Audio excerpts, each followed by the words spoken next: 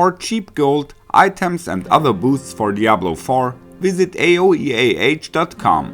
Check out the link in the description, you get 3% off with the code ARIAT. Hello and welcome everybody.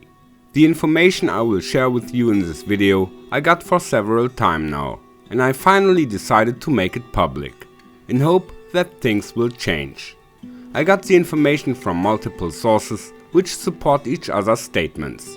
Vendors, PvP players, and also a computer expert who knows much about software security. Of course, I keep my sources anonymous, and I also won't leak the evidence I have seen, because I don't want to give you an instruction to cheat. I just want to expose what kind of stuff is going on in Diablo 4. It's really bigger than you may think. So I hope for some changes that will be positive to all players that don't use any unfair tricks. However, this topic is nothing new.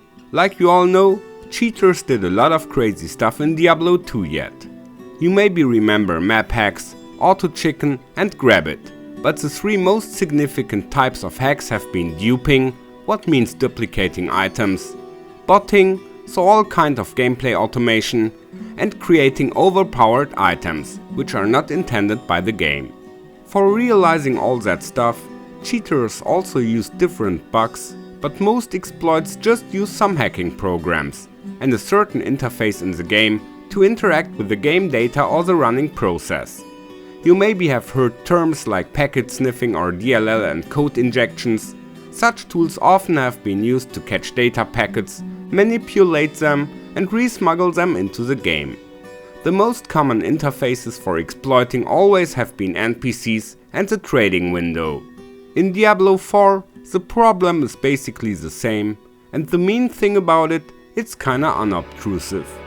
While it weapons and other cheated items attract attention, the new stuff is much more subtle. Cheaters massively shortcut their way to the perfect gear, and they just exploit those two mechanics which frustrate legal players most: tampering and upgrading. While players like me and probably also you just have trashed lots of items in the tampering process, this won't happen to a cheater, because he can get infinite rolls here. So that means he will not only tamper the intended affixes, he can also take his time to retry until he has all max rolls.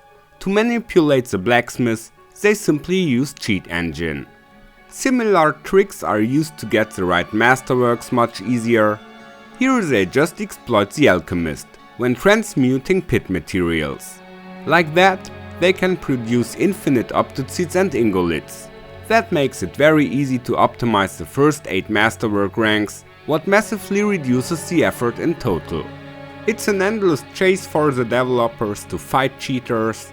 They ban suspicious accounts and update their security mechanics. But cheaters always try to find ways to cheat, and I'm afraid they will. But there is a very simple way how to reduce the cheaters' power and at the same time improve the game, which is already on a very good way. They should just change two little things about tampering and masterworking. Number 1, they should make it possible to reset tampers, but for some handicap. Resetting tampers could maybe reduce a random affix on the item by 5%, and they could massively increase the costs for every further reset. Number 2, resetting the Masterwork ranks just should happen in steps of 4.